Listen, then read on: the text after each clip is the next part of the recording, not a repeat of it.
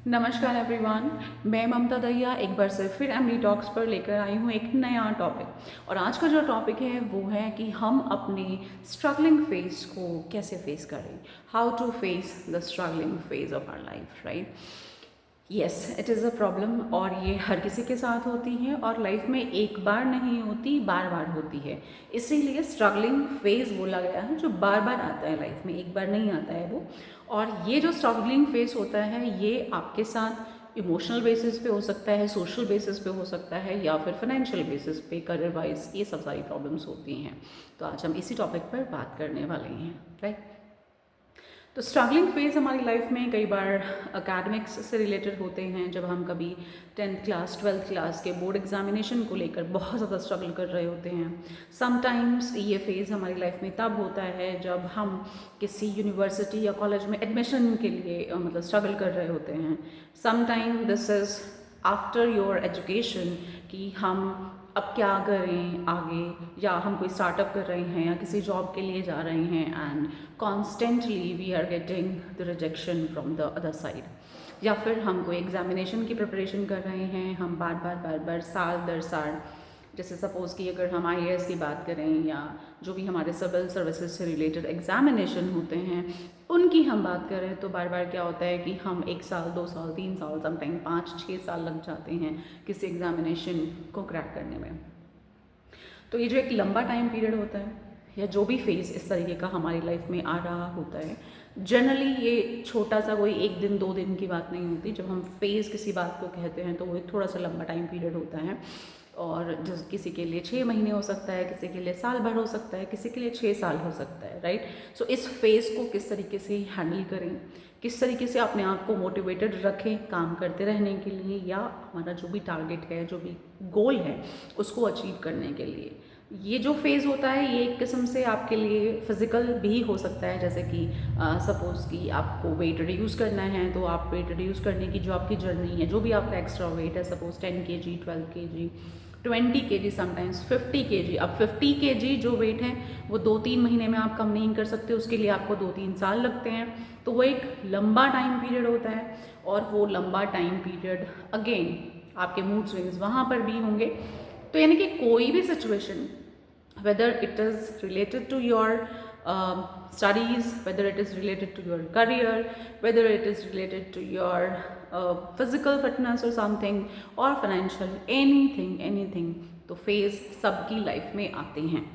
और जो इस मेरी वीडियो को सुन रहा है वो इस बात से बिल्कुल एग्री करेगा कि ऐसा कभी नहीं होता कि आपकी लाइफ में ये फेज़ ना आया हो, या अगर आप कोई एडल्ट हैं तो आपसे जो छोटी जनरेशन हैं या बच्चे हैं तो उनकी लाइफ में नहीं आएगा।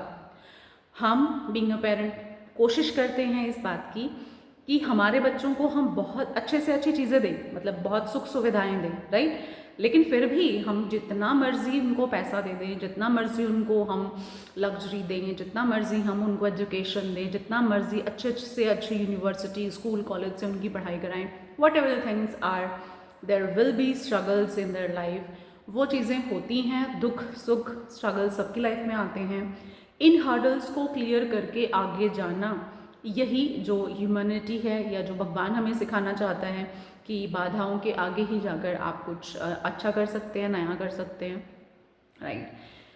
सो पॉइंट नंबर 1, स्ट्रगल तो फेस करना ही पड़ेगा। जैसे मैंने अपनी लास्ट वाली बात से आपको ये चीज़ बताई कि इन चीज़ों से आगे निकलकर जब आप जाएंगे तो एक पॉलिश्ड पर्सन आप होंगे, राइट। तो स्ट्रगल को फेस करना है। पहली बात तो अपने माइंड में ये चीज़ क्लियर कर लीजिए कि स्ट्रगल को फेस करना ही पड़ेगा।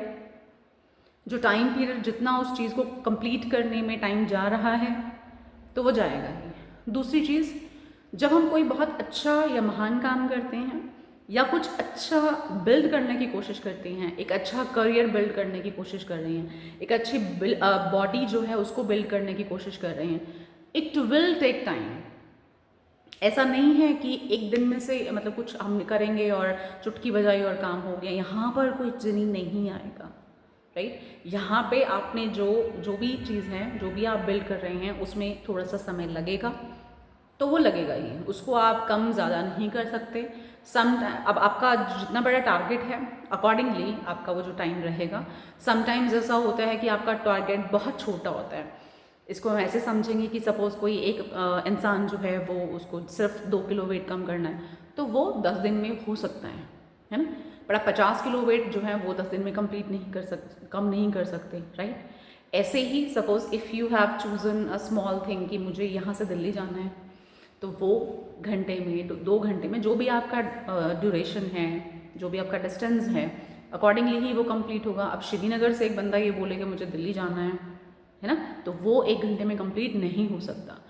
तो जो भी आपका टारगेट है, अगर आपका टारगेट रियलिस्टिक है, तो उस रियलिस्टिक टारगेट के अकॉर्डिंग जो आपकी टाइम ड्यूरेशन जो आप सोचते हैं कि हाँ ये इस टाइम पीरियड में कंप्लीट हो जाना चाहिए, वो भी रियलिस्टिक ही होना चाहिए।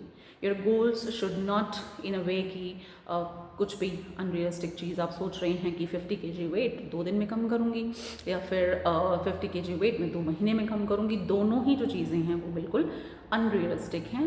जबकि ऐसा हो सकता है कि 1.5-2 साल में आप 50 किलो वेट आराम से कम कर सकते हैं। जैसा अगर आपको मसल बिल्ड करना है और आपका वेट बहुत ज़्यादा नहीं है सपोज़, तो 5-7 किलो 10 किलो वेट आपने हल्का सा स्टार्टिंग में कम किया और उसके बाद आपने मसल बिल्डिंग, तो आपकी बॉडी पूरी शेप अप हो जाती है इन 2 ईयर्स। तो ये चीज़ें ऐसे रियलिस्टिक गोल्स आप बना के चलेंगे, उनको सोच कर चलेंगे कि हाँ ऐसा ऐसा ऐसा ऐसा होने वाला है, राइट। आपको अगर कहीं पर जैसे सपोज किसी कहीं पर एडमिशन के लिए जाना है किसी बच्चे को, तो उसको you need to figure out कि इसमें स्टेप्स क्या क्या हैं, और वो स्टेप्स ऐसे ऐसे होंगे, तो उसमें कितना समय टोटल लगेगा, राइट। ऐसा नहीं है कि आपने एकदम से 10th की और 10th के बाद आपको ग्रेजुएशन में एडमिशन मिल जाएगा, ये चीज़ नहीं होती। तो वो जो समय लगना है वो लगेगा ही। तो you need to be on practical reasons कि भी आपके रीजंस क्या क्या हैं ना, है ना। अगर मैं आपको सिर्फ मोटिवेटेड ये कर दूँ, इंजेक्शन है, मोटिवेशन का इंजेक्शन बहुत देर नहीं चलता है। तो इंजेक्शन अगर मैं आपको लगा दूँ जी करेंगे करेंगे होगा होगा ऐसा करके, वो बहुत देर नहीं चलती वो चीज़ें।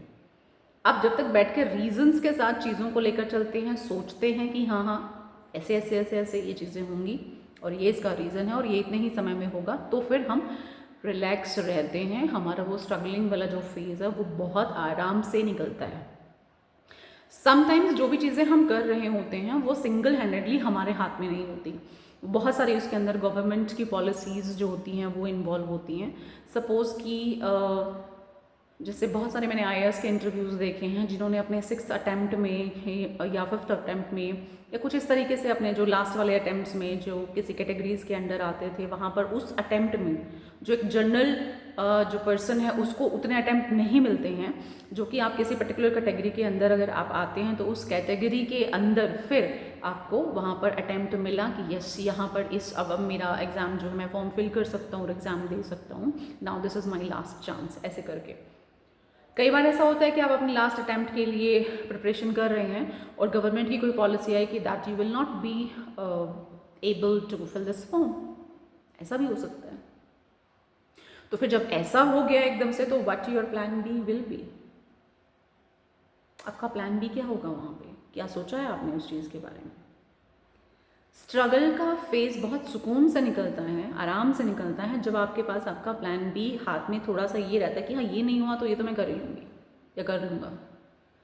बहुत लोग इस बात को लाइक डिनाई करते हैं और that there is no plan B for me, ऐसा आप सोचेंगे तो चीज़ें नहीं हो पाती हैं, है ना।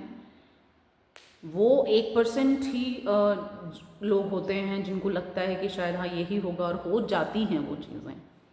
Sometimes we need to have this plan B in our hand कि ये चीज़ नहीं होगी तो फिर ये चीज़ हो जाएगी।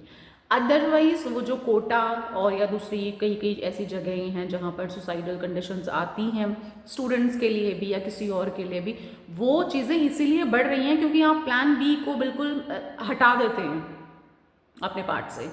जैसे सपोज़ कि कोई कोचिंग इंस्टीट्यूट को चला रहे हैं एंड दे आर सेइंग कि नहीं सिर्फ यही होगा और 3 अटैम्प्ट 4 अटैम्प्ट 5 अटैम्प्ट यही होगा और ये नहीं होगा तो कुछ नहीं होगा और आपने यही करना है, ऐसी चीज़ें नहीं होती हैं। You need to have a plan B for sure, means I approve it for like कुछ भी आप इस चीज़ को सोचें या समझें, जैसे भी आपको ऐसा हो सकता है आप मेरी इस पॉइंट से डिसएग्री करें, या आप पर्टिकुलर किसी एक प्लान को लेकर बहुत ज़्यादा ऐसे डेडिकेटेड हैं कि हाँ हो ही जाएगा, दैट्स ओके। बट फिर भी आप किसी भी बड़े से बड़े इंसान से ये पूछिए कि अगर जो आपका प्लान था अगर वो ना होता तो आप क्या करते, तो हमेशा कोई ना कोई उनका आंसर होता है। कोई 1% लोग ऐसे होते हैं जिनके पास कोई आंसर नहीं होता, बचपन से ही वो उस चीज़ को ड्रीम में लेकर जी रहे होते हैं और फिर वो उस जगह पे पहुंच भी जाते हैं, तो वो 1% ही होते हैं। प्लान बी आपको आपके पास होना चाहिए। उसके बाद आपको रहता है ना कि जैसे plan B works like a net, जैसे आप ऊपर से कोई जंप करता है और अगर वहाँ पे नेट है, बाई चांस वो अपनी उस जगह पर दूसरी डेस्टिनेशन पे ना पहुँचे तो वो गिरेगा, तो वो एक नेट है वहाँ पे, वो उसको बचा लेगा, ज़मीन पर नहीं गिरेगा वो इंसान, राइट। तो फॉर श्योर प्लान बी होना चाहिए, तो आपका स्ट्रगलिंग फेज जो है वो आराम से निकल जाएगा। नेक्स्ट पॉइंट इज, एक कहावत है इंग्लिश में एक सेइंग है, that is this shall too pass, ये भी बीत जाएगा, है ना, ये भी निकल जाएगा। बहुत ज़रूरी है इस चीज़ का आपके लाइफ में होना, आपको ये बात समझ में आना कि जैसे अच्छा समय जो होता है, अच्छे समय की बुरी बात ये होती है कि वो निकल जाता है, और बुरे समय की अच्छी बात ये होती है कि वो भी निकल जाता है। This is like that. तो स्ट्रगलिंग फेज है, वो स्ट्रगलिंग लाइफ नहीं है। वो जो फेज़ है वो फेज़ भी अभी नहीं तो 6 महीने में, 2 महीने में, 4 महीने में वो भी निकल जाएगा। बहुत बड़े बड़े जो फ्रीडम फाइटर्स होते थे और वो जो जेल में होते थे, और अगर वो इन चीज़ों को सोचते हैं, सोचो कितने कितने साल लोगों ने जेल में बिता दिए एक होप के सहारे, एक उम्मीद के सहारे कि जो हमारा टारगेट है वो आगे कंप्लीट होगा ही, वो निकल जाएगा, वो हो जाएगा ऐसा। और जिस वजह से लोग जो हैं अपने ड्रीम को पूरा कर पाए और उस वो जो जेल वाली जो सिचुएशन थी उससे भी निकल पाए, है ना। अफ्रीका में ही आपने सुना होगा कि नेल्सन मंडेला कितने सालों कितने डिकेड्स वो जेल के अंदर रहे, और एक उम्मीद थी कि हाँ, जिस एक पॉइंट के लिए वो लड़ रहे हैं, जिस बात के लिए वो लड़ रहे हैं, जिस मोटिव के लिए वो लड़ रहे हैं, वो बहुत ज़रूरी है समाज के लिए, देश के लिए। तो आपको भी यही चीज़ सोच के चलनी है कि आपका टारगेट क्या है, और जो टारगेट आपका है उसको अचीव करने के बाद आपको क्या मिलेगा, आपकी फैमिली को क्या मिलेगा, है ना। What ever your target is, that can be career wise, that can be financial, that can be health wise, कुछ भी। अपनी बॉडी पे काम कर रहे हैं, 2 साल लगातार काम कर रहे हैं, 3 साल लगातार कर रहे हैं, तो फिर क्या मिलेगा आपको, like you will be having a good fit body, right. तो what the target is exactly, जब तक आपके माइंड में ये पॉइंट्स क्लियर नहीं होंगे, जब तक आपके माइंड में रीजंस क्लियर नहीं होंगे, आप क्या कर रहे हैं, क्यों कर रहे हैं, इसको करने में कितना समय लगेगा, ये सब चीज़ें, तब तक आप अपने स्ट्रगलिंग फेस को सिर्फ उसको कर्स ही करते रहेंगे कि why me, why I am going through this. जब आप अच्छा समय जा रहा होता है, उसके लिए भगवान को धन्यवाद पता नहीं देते या नहीं देते हैं, ग्रैटिट्यूड जर्नल करते हैं कि नहीं करते हैं, जब आप तब नहीं कहते कि वाई मी, तो जब परेशान होते हैं तो भी you don't have any right to say this thing that why me. So I hope so मेरे ये कुछ 2, 4, 5 पॉइंट्स जो हैं मैंने आपको बताए हैं, तो आपको ये चीज़ें ठीक लगी होंगी। And this is very simple basic चीज़ें, रीजनिंग। मोटिवेशन समहाउ आपको चारपाई से एक बार के लिए खड़ा कर देगा और फिर उसके बाद आपको दौड़ना पड़ेगा, और दौड़ सकते हैं 1 दिन 2 दिन मोटिवेशन के सहारे, मतलब एक वो ना ड्रग जैसे इंजेक्शन लगा देते हैं कोई, ऐसे काम करता है मोटिवेशन। लॉन्ग रन में जब आपको मैराथन करनी होती है, जब लंबे समय तक भागना होता है ना, तब कोई मोटिवेशन काम नहीं आता, तब ये रीजंस काम आते हैं। एक इंसान बारिश में, धूप में भी काम करने के लिए जब जा रहा होता है ना, तो उसका मोटिवेशन नहीं होता कि सुबह सुबह मुझे उठ के काम करने जाना है। उसको लगता है मेरे बच्चे भूखे होंगे, मुझे उन बच्चों की फ़ीस भरनी है, मुझे उन बच्चों का कुछ उनके लिए कोई करियर बिल्ड करना है या उनका फ्यूचर देखना है। तभी वो जो रिक्शा चलाते हैं बाहर, या जो दूसरे लोग, या कोई भी जो whatever the people are doing, कि चाहे कोई कॉर्पोरेट में काम कर रहा है, कि everybody has their own responsibilities जिनको उनको पूरा करना होता है। वो रिस्पॉन्सिबिलिटीज़, वो रीजंस होते हैं एक इंसान को पुश करने के, that you need to do this and this and this. ऐसा नहीं होता motivation, I want to do work, no. Motivation काम करने का तब आता है जब आपकी घर की रिस्पॉन्सिबिलिटीज़ पूरी हो चुकी होती हैं, और वो नियरली लाइक 35-40 की एज में आता है, तब तक आपको रीजंस देखने होते हैं। छोटे बच्चों को या जो हमारे स्कूल कॉलेज के जो स्टूडेंट्स होती हैं उनको मोटिवेशन कि पढ़ो पढ़ो पढ़ो करियर मिलेगा, वो बात की बात है, करियर मिलेगा। रीजंस ना आपके घर के क्या हालात हैं, आपके घर के हालात देखने के बावजूद भी अगर आपका पढ़ाई में मन नहीं लगता, आप अपने अपने चीज़ों को देख नहीं पाते, आप अपनी रियलिटी को नहीं देख पाते, तो फिर उस चीज़ का कोई बेनिफिट नहीं है। फिर कोई मोटिवेशन आपको स्टडीज़ के लिए धकेल नहीं सकता, राइट। इसको धक्का लगाना ही बोलते हैं बाय द वे। ठीक है जी, साइनिंग ऑफ द साइड ममता दैया, और फिर से मिलेंगे एक नए टॉपिक के साथ। प्लीज़ थोड़ा सा मुझे आप अगर आप गियर अप रखना चाहते हैं कि मैं नई नई वीडियोस आपके लिए लेकर आऊँ, तो हल्का सा एक लाइक का बटन आप प्रेस करें, सब्सक्राइब करें चैनल को, ताकि मुझे मोटिवेशन मिले। मोटिवेशन वो जो आप थोड़ा सा मुझे पुश करेंगे कि हाँ जी ये काम करें। बाकी I have my on reasons कि किस किस तरीके से क्यों क्यों काम करना है, क्योंकि चैनल ओपन करने का जो रीज़न होता है वो बड़ा सीक्रेट होता है, और किसी नई वीडियो में आगे फ्यूचर में अगर मुझे मौका मिलेगा तो मैं उसको रिवील भी करूँगी that why MD talks by Mamta Daiya ना। बट दिस इज़ लाइक अभी बहुत टाइम है उसके अंदर। तब तक आप मुझे सुनते रहिए और लाइक करते रहिए, सब्सक्राइब करते रहिए।